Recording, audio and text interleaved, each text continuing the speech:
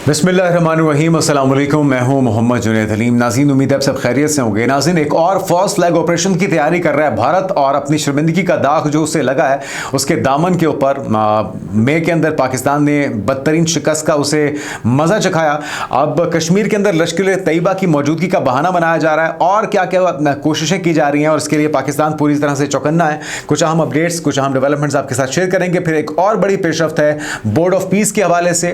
गजा अमन committee जिसके अंदर पाकिस्तान को दावत दी गई थी डोनाल्ड ट्रंप की तरफ से, पाकिस्तान ने उस दावत को कबूल कर लिया है। इजराइल भी इसके अंदर अब शामिल है और भारत को भी दावत दी गई थी। लेकिन जिन 8 से 10 मुस्लिम ममालिक और इस समेत लगभग 59 ममालिक हैं जिन्हें ये दावतनामे मौसूल हुए हैं और उसमें पाकिस्तान भी शामिल है। वजूहात क्या है पाकिस्तान की इस दावत को कबूल करने की? पाकिस्तान क्यों शामिल होने जा रहा है उस इत्तेहाद के अंदर जिसके बारे में खदशात हैं कि शायद उसे अक़वाम मुत्तहिदा के मुतबादिल के तौर पर पेश किया जा रहा है? पाकिस्तान किसी दबाव में ऐसा कर रहा है या अपने और फ़लस्तीनियों के मफाद में करने जा रहा है? इस पर जुड़ी कुछ अहम डेवलपमेंट्स आपके साथ शेयर करते हैं। फिर पहले ही आपके इल्म में पाकिस्तान के वज़ीर आज़म, पाकिस्तान के फील्ड मार्शल मौजूद हैं डेवोस में और वर्ल्ड इकनॉमिक फोरम में शिरकत के लिए वहाँ पर पहुँचे हुए हैं। पाकिस्तान के रहनुमाओं के ऊपर इस वक्त दुनिया भर की नज़रें हैं। अहम मुलाकातें उनकी साइडलाइन पर हुई हैं, उसका अहवाल भी आपके साथ शेयर करेंगे और साथ में आपको बताएंगे कि इसराइल क्या खिचड़ी पका रहा है। एक तरफ तो ईरान को कहते हैं कि जी अभी हम हमला नहीं कर रहे, दूसरी तरफ अपने तैयारों को बैरून मुल्क शिफ्ट किया जा रहा है, मुंतकिल किया जा रहा है। तो क्या मुमकिन तौर पे ये स्ट्रैटेजी हो सकती है? इसका मकसद क्या है और क्या खदशात इससे जुड़े हुए हैं, ये भी आपके साथ शेयर करेंगे। और फिर आपको बताएंगे कि भारत के अंदर हम देख रहे हैं कि एक बार फिर से घुटन का माहौल है इंटरनेशनल प्लेयर्स के लिए। वहाँ पर जो इवेंट्स हो रहे हैं वहाँ पे ना सिर्फ पाकिस्तान की तरफ से, तो पहले ही जो T20 वर्ल्ड कप है उसमें शिरकत से माजत की गई थी भारत की हठधर्मी की वजह से और पाकिस्तान के मैचेस तो न्यूट्रल वेन्यू पर होने थे। लेकिन बांग्लादेश की तरफ से अपने मौक़िफ़ पर डट जाने के बाद अब ये कहा जा रहा है कि मुमकिन तौर पर पाकिस्तान भी बांग्लादेश के साथ खड़ा होगा कंधे से कंधा मिलाकर, क्योंकि असूली मौक़िफ़ पर बांग्लादेश की तरफ से बीसीबी की तरफ से कहा गया है कि उनके खिलाड़ियों की जान को खतरा है और वो इस गैर महफूज माहौल के अंदर भारत में नहीं खेल सकते। कुछ घंटों में भारत की तरफ से जो भी रद्द-ए-अमल सामने आना था वो तो आ चुका, क्योंकि जैशा मुसल्लत है आईसीसी के ऊपर और इसकी हठधर्मी की वजह से अब पाकिस्तान भी मुमकिन तौर पे इस इवेंट का बायकॉट करने जा रहा है। तो ये तमाम हम डेवलपमेंट्स, तमाम खबरें आपके साथ शेयर करते हैं। सबसे पहली जो खबर है वो है एक और फॉल्स फ्लैग ऑपरेशन की। कश्मीर में नाम निहाद लश्कर तैयबा नेटवर्क के बारे में भारत के हालिया दावे महज घड़ी हुई कहानियां साबित हो रहे हैं और इसका मकसद पाकिस्तान के खिलाफ एक और फॉल्स फ्लैग ऑपरेशन करना है, जिसके लिए पाकिस्तानी फोर्सेस पूरी तरह से तैयार हैं और दुनिया को भी हम आगाह कर रहे हैं कि भाई एक और शरारत हो सकती है। एक और पहलगाम में अपने ही लोगों को ये मरवाएंगे और फिर इल्ज़ाम धरेंगे पाकिस्तान के ऊपर या पाकिस्तान की प्रॉक्सीज के ऊपर कि पाकिस्तान प्रॉक्सीज को इस्तेमाल कर रहा है, लश्कर तैयबा को इस्तेमाल कर रहा है कश्मीर के अंदर जहाद के लिए और इस तरह की कोई शरारत हो सकती है। तो हम पहले ही चौकन्ना कर रहे हैं कि भाई दुनिया अपनी आंखें खोल कर रखे और पहरे देना होगा, पहरेदारी देनी होगी इस किसी भी शरारत के ऊपर। तो पाकिस्तान ने बरसों पहले लश्कर तैयबा के बड़े ढांचों को खत्म कर दिया था। पूरी दुनिया जानती है कि पाकिस्तान लश्कर तैयबा का वजूद खत्म कर चुका है, उसे कलअदम करार दे चुका है और उनके जो करता धरता है हाफिज सईद साहब, उन्हें भी नज़रबंद किया गया है, उन्हें भी सजाओं का सामना करना पड़ा है। ताकि एफएटीएफ ने भी ठोस इंसदादी दहशतगर्दी इकदाम के बाद पाकिस्तान को ग्रे लिस्ट से निकाल दिया था। तो आलमी सतह पर पाकिस्तान की दहशतगर्दी के खिलाफ जो इकदाम हैं उनकी रिकग्निशन इस बात का सबूत है कि पाकिस्तान दहशतगर्दी के खिलाफ ना सिर्फ जंग लड़ रहा है, उसमें कामयाबी भी हासिल कर रहा है और सबसे ज़्यादा जो कुर्बानी दी है या सबसे ज़्यादा जो कीमती जानों का नजराना पेश किया है वो भी पाकिस्तान ने पेश किया। तो हमारे ऊपर किसी किस्म की हर्जा सराई जो है वो अगर मुसल्लत करने की कोशिश की भारत ने तो इस बार पहले से ज्यादा मुंह तोड़ जवाब दिया जाएगा। पिछली बार हमने 6 राफेल गिराए थे या 8 तैयारे गिराए थे आपके, इस बार उसकी तादाद कई गुना ज्यादा होगी। इस बार कोई रियायत नहीं बरती जाएगी। तो पाकिस्तानी सिक्योरिटी फोर्सेस ने दाइश के सरकर्दा कारिंदों जैसे कि सुल्तान अजीज एजाम और अबू यासिर अल तुर्की और मोहम्मद शरीफ जाफिर को भी गिरफ्तार किया, जिससे दाइश की अमली सलाहियत को शदीद नुकसान पहुंचा। खुद पाकिस्तान दाइश की बर्बरियत का शिकार भी रहा है और मुसलसल जो पाकिस्तान में दहशतगर्दी के वाकयात हैं, तो अब तो ये पूरी दुनिया जानती है कि पाकिस्तान के अंदर टीटीपी हो, पाकिस्तान के अंदर बीएलए हो, मजीद ब्रिगेड हो, इसको फितनोल हिंदुस्तान का नाम भी इसलिए दिया गया कि इनको रॉ की फंडेड जो टेररिस्ट हैं उनको पाकिस्तान में भेजा जाता है, उन्हें दहशतगर्दी करवाई जाती है। पाकिस्तान के अमन को, पाकिस्तान के सिविलियंस को, पाकिस्तान के सिक्योरिटी फोर्सेस के जवानों को निशाना बनाया जाता है अपने फंडेड दहशतगर्दों के जरिए। तो अगर भारत किसी किस्म की कोई शरारत करता है तो ये किसी भी तौर पे पाकिस्तान के लिए काबिल कबूल नहीं होगी। और दूसरी जानिब भारत एक ही जंगजू नामों को मुख्तलिफ तंजीमों से जोड़कर बार बार इस्तेमाल करता है। एक दिन लश्कर तैयबा, अगले दिन जैश और फिर दाइश के ये सबूत हैं कि मीडिया के ज़रिए ये ड्रामा करते हैं, प्रोपागेंडा करते हैं और जदीद निगरानी के बायस लाइन ऑफ कंट्रोल पर सरहद पार दरअंदाजी तकरीबन अब तो नामुमकिन हो चुकी है। और अगर कोई इस बार खेल खेला गया तो जिस तरह से हम पहले भी कह रहे हैं कि इस बार हमसे किसी रियायत की या किसी भी नरमी की तवक्को भारत की तरफ से ना रखी जाए तो एक और ड्रामा आने वाले दिनों में, आने वाले महीनों में हो सकता है। ये फरवरी में भी हो सकता है, मार्च अप्रैल में हो सकता है और इस खदशे से हम आपको बर वक्त चौकन्ना कर रहे हैं। आगे बढ़ते नाज़रीन, और एक बड़ी डेवलपमेंट है पाकिस्तान के शामिल होने की बोर्ड ऑफ पीस के अंदर। और ये खबर यकीनी तौर पर जो पाकिस्तान मुखालफिन हैं उनके ऊपर बिजली बर के गिरी है और वो पाकिस्तान के खिलाफ प्रोपेगेंडा भी कर रहे हैं। बुनियादी तौर पे अब इसके अंदर सिर्फ पाकिस्तान नहीं है, इसके अंदर और भी बहुत से ममालिक हैं नाज़रीन, जिसके अंदर एक तो जॉर्डन है, इसके अंदर यूएई है, इसके अंदर इंडोनेशिया है, इसके अंदर टर्की है, इसके अंदर सऊदी अरेबिया है और इसके अंदर कतर है। इसके अलावा और भी मुस्लिम ममालिक हैं। लगभग सभी की तरफ से इसे तस्लीम किया गया है सिवाय चाइना के। ताज़ा खबर यह है, जिस वक्त हम वीडियो आपके लिए रिकॉर्ड कर रहे थे तो खबर यही है कि रशिया ने भी इसके अंदर शमूलियत का इजहार बाज़ाब्ता तौर पर कर दिया है और साथ में उन्होंने कुछ तहफ़्फ़ुज़ात का इजहार तो किया है, कुछ शराइत भी आयद किए हैं कि इसमें अंदर फ़लस्तीन की नुमाइंदगी होनी चाहिए और हमारा भी, पाकिस्तान का भी ये सख्ती के साथ मुतालबा है कि गज़ा अमन कमेटी के अंदर जब तक आप फ़लस्तीन की नुमाइंदगी शामिल नहीं करेंगे, किसी भी हल को आप ना तो इम्प्लीमेंट करवा सकते हैं, ना ही आप उसे सबके लिए काबिल कबूल बना सकते हैं। तो रूस का जो मौक़िफ़ है वो सामने आया, सदर पुतिन की तरफ से गुफ्तगू की गई और रूस ने भी गज़ा बोर्ड ऑफ पीस में शमूलियत पर आमादगी ज़ाहिर कर दी है और वो कहते हैं कि हमेशा वो बैनुल-अक़वामी निज़ाम मजबूत बनाने की बात करते हैं और मशरिक़ वुस्ता में अमन के लिए किरदार अदा करने को वो भी तैयार हैं। और अमेरिका हमारे मुंजमद असासों से $1 अरब ले ले और रूस भी अब इस शर्त पर कि इसमें फ़लस्तीन की नुमाइंदगी होनी चाहिए, गज़ा अमन कमेटी का हिस्सा बनने पर तैयार है। तो अब बज़ाहिर सिर्फ चाइना ही है जो कि इसका हिस्सा नहीं बना और मुमकिन तौर पे अगर उसे भी शामिल कर लिया जाए तो मेरी ज़ाती राय है कि इससे अमेरिका के ऊपर, इजराइल के ऊपर एक प्रेशर बिल्ड करने में मददगार साबित होगा ये, क्योंकि भारत जो कि जिसका कोई लेना देना नहीं था गज़ा अमन फोर्स के अंदर या गज़ा अमन कमेटी के अंदर, अगर वो इसके अंदर शामिल हो सकता है, उसे दावतनामा भेजा जा सकता है, तो फिर मेरे ख्याल में रशिया और चाइना के होने से इसे फ़लस्तीन को आज़ाद रियासत के तौर पे तस्लीम करवाने में इन दोनों ममालिक की शमूलियत मददगार साबित हो सकती है। अच्छा, ये जो होने क्या जा रहा है ये हमें समझना होगा। पाकिस्तान की स्ट्रेटेजिक अहमियत एक तो बहुत ज़्यादा है। पाकिस्तान किसी ब्लॉक का हिस्सा नहीं है, किसी कैंप का हिस्सा नहीं है। पाकिस्तान के बैक वक्त अमेरिका, रशिया, चाइना और अरब ममालिक के साथ अच्छे ताल्लुकात हैं। पाकिस्तान मसालियत के लिए एक पुल का किरदार अदा कर सकता है। पाकिस्तान जो असूली मौक़िफ़ है फ़लस्तीन का, 2 रियासती हल और यरूशलेम समेत जो फ़लस्तीन को तस्लीम करने की बात है, उसमें अगर पाकिस्तान की नुमाइंदगी नहीं होगी, उसमें अगर टर्की की नुमाइंदगी नहीं होगी, अगर उसमें सऊदी अरब की नुमाइंदगी नहीं होगी, तो फिर आप किस तरह से तस्लीम कर सकते हैं या इसे किस तरह इमेजिन कर सकते हैं कि फ़लस्तीन के मामले को कोई उजागर करेगा या उसके तस्लीम करने के लिए कोई स्टैंड लेगा। तो ये पाकिस्तान की शमूलियत जो है ये एक मुश्तरका मफाहमत के तौर पर हुई है। जितने भी अरब कंट्रीज़ हैं, आपके इल्म है कि पिछले कुछ अरसे में पाकिस्तान की वज़ीर-ए-आज़म की बहुत सी अहम मुलाकातें हुई हैं। पाकिस्तान के वज़ीर-ए-आज़म तमाम मिडल ईस्ट के अंदर, अरब ममालिक के अंदर ख़ुद गए हैं बज़ाते ख़ुद, और कुछ बहुत से अहम रहनुमा पाकिस्तान के अंदर भी आए हैं और उन तमाम मुलाकातों के अंदर मुश्तरका तौर पर इस चीज़ पर इत्तेफाक किया गया है कि गज़ा अमन कमेटी का हिस्सा बनने में ही इस कमेटी के वजूद की कोई अहमियत हो सकती है और उसके अंदर जब तक पाकिस्तान की या मुसलमानों की नुमाइंदगी नहीं होगी, जब तक आप अपने मौक़िफ़ को सामने नहीं रखेंगे और सामने वाली मुखालिफ पार्टी को अगर आप फ्री हैंड दे देंगे, एक स्पेस क्रिएट कर देंगे, एक वैक्यूम क्रिएट कर देंगे, तो फिर उनको खुलकर खेलने का मौका मिल जाएगा। और अभी तक हमने ये देखा है कि डोनाल्ड ट्रंप पूरी तरह से इजराइल की हाँ में हाँ मिला रहे हैं। पहला जो फेज़ था जिसमें जेनोसाइड को रोकना था, नस्लकुशी को रोकना था, जिसमें इमदाद को पहुँचाना था, जिसमें आप ये कहते हैं कि जी फ़लस्तीनी मज़ाहमती तंजीम को आपने डिसआर्म करना है, जहाँ पे अब ये मुतालबा आप करते हैं तो वहाँ पे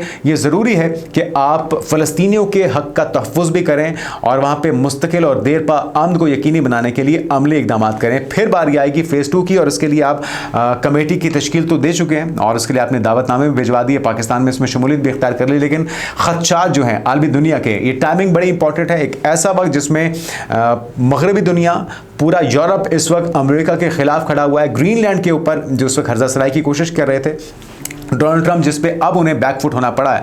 तो अगर आप अमेरिकी इत्तेहादियों को आप देखते रहेंगे जो कि आपस में इस वक्त मुठभेड़ की कोशिश कर रहे हैं या एक आपस में तनाव की कैफियत में है, तो पाकिस्तान भी अगर इसी तरह से खिंचाव की कैफियत में रहेगा तो हमने देख लिया कि भारत को इस तन्हाई का शिकार होकर क्या नुकसान हुआ है। 50% से ज़्यादा टैरिफ लगा दिया, आलमी सतह पर तन्हाई का सामना करना पड़ा और कोई उसे ना तो घास डाल रहा है और ना ही कोई उन्हें मुँह लगाने को तैयार है। तो पाकिस्तान का उम्मीद करते हैं इस अमन कमेटी के अंदर शामिल होने का जो मकसद है वो फ़लस्तीन और पाकिस्तान का जो उसूली मौक़िफ़ है उस पर डट जाने के लिए है, और पाकिस्तान किसी भी कॉम्प्रोमाइज़ में नहीं आएगा किसी की खुशनुदी के लिए, अमेरिका की खुशनुदी के लिए। और डोनाल्ड ट्रंप की तरफ से कहा तो यह गया कि अगर आप मुस्तकिल रुकनियत चाहते हैं इस गज़ा अमन कमेटी के अंदर शामिल होने के लिए या इस बोर्ड ऑफ पीस के अंदर शामिल होने के लिए, तो आपको $1 अरब की इन्वेस्टमेंट करनी होगी। अगर आप आर्जी तौर पर इसमें शमूलियत इख्तियार करना चाहते हैं तो वो 3 साल की मुद्दत के लिए होगी और वो बगैर किसी मुआवजे की होगी। तो बहरहाल पाकिस्तान अभी इसमें शामिल हो चुका है और पाकिस्तान अपने और फ़लस्तीनियों के हुकूक के तहफ़्फ़ुज़ को इसमें शमूलियत के साथ यकीनी बनाएगा। हमारी नेक तमन्नाएं इस वक्त पाकिस्तान और इस अमन कमेटी के तमाम शुरा के साथ हैं और हम उम्मीद करते हैं कि इसका कोई मस्बत नतीजा भी निकल सकेगा। तो नाज़रीन, बाज़ाब्ता तौर पर अब पाकिस्तान की तरफ से शमूलियत इख्तियार कर ली गई है। साथ में हम देख रहे हैं कि इजराइल जो है वो पर तोल रहा है ईरान के ऊपर हमले के लिए भी। अभी तो इस मामले को टाल दिया गया था, लेकिन इनके तैयारों की मुंतकली जो है वो इस चीज़ की निशानदही है कि आने वाले कुछ दिनों में कोई और कार्रवाई हो सकती है। खबर क्या है? एक तो इसराइल को ईरान के हमले का खौफ है जिसकी वजह से अपने तैयारों को बाहर मुंतकिल किया जा रहा है, तैयारों को इसराइल से बाहर मुंतकिल करने की तैयारियां की जा रही हैं और ईरान इसराइल को लड़ाई में शामिल कर सकता है, ये कहना है तेल अवीव का। यानी कि अब भी ये खौफ शामिल है और या तो ये खौफ है या फिर कोई शरारत की कोशिश है जिसके बायस ईरान पर मुमकिन अमरीकी हमले के पेश नज़र इसराइल के अंदर एक रेड अलर्ट की सी सूरत हाल है और अपने तैयारों को बैरून मुल्क या महफूज मकामात पर इनकी तरफ से मुंतकिल किए जाने का सिलसिला शुरू हुआ है। अच्छा, साथ में नाज़रीन हम देख रहे हैं कि ग्रीनलैंड पर डोनाल्ड ट्रंप के मौक़िफ़ में तब्दीली आई है। मगरब की तरफ से, यूरोप की तरफ से, यूरोपीय ममालिक की तरफ से बड़ी शदीद तनकीद हो रही थी। एक तो जो टैरिफ लगाने की धमकी दी गई थी उससे भी डोनाल्ड ट्रंप बैकफुट पर आ चुके हैं क्योंकि रद्दअमल बहुत ही शदीद आ रहा है। और साथ में डेनमार्क ने भी ये वाज़ेह कर दिया कि वो किसी तौर पर भी अमेरिका को ग्रीनलैंड प्लेट में रखकर देने को तैयार नहीं है। यूरोपीय पार्लियामेंट ने अमेरिका और यूरोपीय यूनियन के दरमियान तिजारती मुआहदे पर काम आर्जी तौर पर एक तो मुअत्तल कर दिया है और अमेरिकी सदर ट्रंप ने कहा है कि नेटो के सरबराह मार्क रूटे से मुलाकात के बाद ग्रीनलैंड के मामले पर एक मुमकिना मुआहदे का इब्तिदाई फ्रेमवर्क तय पा गया है। और आलमी इक़्तिसादी फोरम डेवोस से खिताब करते हुए ट्रंप ने पहली बार वाज़ेह तौर पर कहा है कि अमेरिका ग्रीनलैंड के हुसूल की ताकत का इस्तेमाल नहीं करेगा। तो यह पहली बार डोनाल्ड ट्रंप के मौक़िफ़ में लचक देखी जा रही है डेवोस में वर्ल्ड इकनॉमिक फोरम के मौके पर। और साथ में इस पेशरफ्त के बाद यूरोपीय ममालिक पर आयद किए जाने वाले मुमकिना अमरीकी टैरिफ पर भी खात्मा जो है उसको यकीनी बनाने का ऐलान डोनाल्ड ट्रंप की तरफ से किया गया है। एक तलवार जो लटक रही थी जिसके ऊपर बड़ी शदीद जो एक बरहमी का इजहार किया गया था यूरोपीय ममालिक की तरफ से कि आप हमें धमका नहीं सकते टैरिफ के जरिए, और अब वो फैसला भी वापस लिया गया है। तो उन्होंने कहा कि 1 फरवरी से नाफिज होने वाले टैरिफ अब लागू नहीं होंगे। ताहम ट्रंप ने डेनमार्क से ग्रीनलैंड के मामले पर फौरी मुज़ाकरात का मुतालबा दोहराते हुए कहा है कि अमेरिका इस मसले पर संजीदा बातचीत चाहता है और यूरोपीय पार्लियामेंट ने अमेरिका और यूरोपीय यूनियन के दरमियान तिजारती मुआहदे पर काम आर्जी तौर पर मुअत्तल कर दिया है। साथ में यूरोपीय रहनुमाओं का कहना है कि ग्रीनलैंड से मुतल्लिक अमेरिकी बयानात ने यूरोप और अमेरिका के ताल्लुकात में कशीदगी पैदा कर दी है। डेनमार्क ने ट्रंप की जानिब से ताकत के इस्तेमाल को मुस्तरद करने को मस्बत पेशरफ्त करार दिया है और यही तरीका बेहतर होगा। आपके इत्तेहादी हैं, आपको बातचीत से मामले को हल करना चाहिए। अगर आप धौंस से या ज़बरदस्ती से या धमकाकर मामला को हल करने की कोशिश करेंगे तो पूरी दुनिया आपकी मुखालफत में आपके खिलाफ खड़ी हो जाएगी और यही सूरत हाल बनती हुई अभी तक तो बहरहाल देख रहे हैं। तो डोनाल्ड ट्रंप ने लचक का मुजाहरा किया है, यूरोप भी यकीनी तौर पर अपने फैसलों को रिवाइज करेगा, लेकिन इसी मौके पर वर्ल्ड इकनॉमिक फोरम के मौके पर पाकिस्तान के जो वो सरबराहान है, चाहे वो फील्ड मार्शल आसिम मुनीर हो या वज़ीर आज़म शहबाज शरीफ हो, वो तवज्जो का मरकज़ बने हुए हैं। तारीफों के पुल बांधे जा रहे हैं। क्रिस्टीना जॉर्जुआ जो कि एमडी है आईएमएफ की, और उनकी तरफ से मैनेजिंग डायरेक्टर आईएमएफ की तरफ से कहा गया है कि वज़ीर आज़म शहबाज शरीफ एक निहायत बहादुर रहनुमा है और उनकी तारीफ की गई है। क्या कहना था उनका, जरा मुख्तसर सुनिए। Prime Minister, you are a very brave leader of your country. I'm honored and humbled. तो नाज़रीन, वज़ीर आज़म शहबाज शरीफ की किस अंदाज में तारीफ़ की गई, इस पे भारतीयों को बड़ी मिर्चें लग रही हैं और वो सवाल पूछ रहे हैं कि भाई आखिर आईएमएफ की मैनेजिंग डायरेक्टर की तरफ से वज़ीर आज़म शहबाज शरीफ की इतनी तारीफ़ क्यों की जा रही है, उन्हें बहादुर क्यों कहा जा रहा है? क्योंकि हालिया तारीख के अंदर तो एक ही बहादुरी उन्हें दिखाई है, और वो मई के महीने में पाकिस्तान को जिस तरह से एक जारहियत का निशाना बनाया जा रहा था, उसका जवाब दिया है पाकिस्तान ने, पाकिस्तान की गयूर और बहादुर अफवाज ने, पाकिस्तान की अवाम ने भी, पाकिस्तान की हुकूमत ने भी। तो मुमकिन तौर पर तो ये उसी तनाजुर में बात की गई है जिस पर गोदी मीडिया और भारतीय तज्जियाकार जो हैं वो अपनी हुकूमत से सवालात पूछ रहे हैं कि भाई ऐसे तारीफ़ों के पुल दुनिया की तरफ से, दुनिया भर के लीडरान की तरफ से, सरबराहों की तरफ से पाकिस्तान के क्यों बांधे जा रहे हैं। एक तरफ डोनाल्ड ट्रंप ट्रॉल पे ट्रॉल करते हैं, मोदी जी को बार बार भिगो भिगो के थप्पड़ रसीद करते हैं, तो ये उनकी जलती पर तेल का काम करता है, ज़ख्मों पर नमक छिड़कने के मुतरादिफ है। साथ में वज़ीर आज़म Shahbaz Sharif field marshal Asim Munir world economic forum में शिरकत के लिए वहाँ पर पहुँचे हैं। आलमी रहनुमाओं की तवज्जो का मरकज वो कैसे बने, जरा सुनिए। एक तो आलमी रहनुमाओं से उनकी साइडलाइन पर बहुत सी अहम मुलाकातें हो रही हैं, और वज़ीर आज़म और फील्ड मार्शल की अज़रबैजान के सदर इल्हाम अलीयोव, अमेरिका के secretary of state Marco Rubio, सऊदी अरब के वज़ीर ख़ारजा शहज़ादा फैसल बिन फरहान अल सऊद से मुलाकात हुई, और फोरम में शरीक रहनुमाओं से वज़ीर आज़म और फील्ड मार्शल की गैर रस्मी मुलाकातों के दौरान मुस्कुराहटों के तबादले भी हुए हैं। तो नाज़रीन, साइडलाइन पर ये सारी जो मुलाकातें हैं इस चीज़ की निशानदही है कि आलमी सतह पर पाकिस्तान एक तवज्जो का महवर बन चुका है, मरकज़ बन चुका है, एक अहम किरदार अदा करने जा रहा है, न सिर्फ इस खत्ते के अंदर बल्कि गज़ा अमन कमेटी के अंदर भी एक भरपूर और मौसर आवाज़ उठाई जाएगी और दिफा किया जाएगा हमारे अपने मौक़िफ़ का, जो कि उसूली मौक़िफ़ है फ़लस्तीनों के साथ खड़े होने का, डट जाने का। तो हम इसमें कामयाबी के लिए दुआगो भी हैं, और ये जो खबरें हैं ये बहुत ही तसल्ली बख्श हैं पाकिस्तानियों के लिए। अब आते हैं नाज़रीन भारत की हरदर्मी की तरफ। हर मैदान में हरदर्मी और फॉल्स फ्लैग ऑपरेशन के लिए तो परतोल ही रहे हैं, लेकिन खेल के साथ खिलवाड़ का सिलसिला तवील अरसे से जारी है। जय शाह विराजमान है आईसीसी पर, और अब उन्हीं की बोली जाती है आईसीसी की तरफ से। 16 में से 14 मुमालिक इस वक्त साथ दे रहे हैं आईसीसी का, जय शाह का, और पाकिस्तान खड़ा हुआ है अपने भाई, अपने दोस्त मुल्क बांग्लादेश के साथ असूली मौक़िफ़ पर, क्योंकि बांग्लादेश के खिलाड़ी लिटन दास जो कि उनके कैप्टन भी हैं और हिंदू भी हैं, वो भी खुलकर इज़हार कर चुके हैं कि भाई मेरी जान को खतरा है, मैं भी भारत में महफूज नहीं हूं, तो हमें न्यूट्रल वेन्यू पे खेलने का मौका दिया जाए। श्रीलंका में मैचेस होंगे तो हम खेलेंगे, वरना हम भारत में जाकर खेलने को तैयार नहीं हैं। और कुछ ही घंटों में अब यह फैसला होने जा रहा है, और अगर बांग्लादेश बायकॉट करता है इस इवेंट का, तो फिर मुमकिन तौर पे पाकिस्तान भी इस इवेंट का बायकॉट करने जा रहा है। तो दुनिया को सोचना होगा, दुनिया भर के खिलाड़ी रिपोर्ट कर रहे हैं जिस तरह से गंदगी का भरमार है वहाँ पे, आलूदगी, ताफुन इस वक्त फैला हुआ है, एक खौफ की फ़िज़ा कायम की जा रही है गैर मुल्की खिलाड़ियों के लिए। वहाँ पे ना तो सिक्योरिटी के फुल प्रूफ इंतजाम हैं, ना ही किसी इंटरनेशनल इवेंट को कराने के लिए वहाँ पर सफाई का इतना माहौल बेहतर है या मौसर है जिसकी वजह से इंटरनेशनल प्लेयर्स एक महफूज माहौल में क्रिकेट खेल सकें या कोई भी खेल खेल सकें। तो दुनिया को देखना होगा, और पाकिस्तान के अंदर ये असूली मौक़िफ़ पर अब विक्रांत गुप्ता जो कि भारतीय स्पोर्ट्स जर्नलिस्ट हैं, उनकी तरफ से तारीफों के पुल बांधे गए हैं। क्या कहना है विक्रांत गुप्ता का, उन्हीं की जुबानी सुनिए। आई थिंक मोहसिन नकवी ने आके पहली बार पीसीबी से कोई ऐसा आया होगा, ये I have to give it to him, जिसने आके कहा आंख में आंख डाल के लड़ लेते हैं जी। तो पाकिस्तान भी अपने मौक़िफ़ पर डट गया है, बांग्लादेश भी अपने असूली मौक़िफ़ पर कायम है। देखते हैं कि क्या फ़ैसला होता है। बहरहाल अगर अब इजाज़त दे दी गई भारत को अपनी मनमानी करने की और जय शाह को अपनी मनमानी करने की, तो फिर ये रूटीन बन जाएगी, और इस न्यू नॉर्मल को इससे होने से रोकना होगा। और इसके लिए पाकिस्तान और बांग्लादेश डट कर खड़े हुए हैं। दीगर दुनिया को, आलमी बरादरी को भी, तमाम ममालिक को, तमाम अहम स्टेक होल्डर्स को, तमाम अहम टीमों को इसके अंदर कॉन्ट्रीब्यूट करना चाहिए, क्योंकि अगली बारी किसी की भी हो सकती है। अगर आज पाकिस्तान के साथ इस तरह का रवैया रखा जा रहा है, आज बांग्लादेश के साथ इस तरह का नफरत और तासुब का मुजाहरा किया जा रहा है, तो कल किसी और मुल्क के साथ भी इसी तरह से धौंस, ज़बरदस्ती और अपनी मोनोपोली के ज़रिए वो अपनी मर्ज़ी के फैसले मुसल्लत करवाएंगे। और इस खेल के साथ खिलवाड़ को ताकत के साथ, असूली मौक़िफ़ के साथ रोकना होगा, वरना क्रिकेट और दीगर खेलों का मुस्तकबिल जो है वो भारत पूरी तरह से तारीख करने पर तुला हुआ है। आने वाले दिनों की पेशरफ से आपको आगाह करते रहेंगे। अपना ख्याल रखिएगा। अल्लाह हाफ़िज़।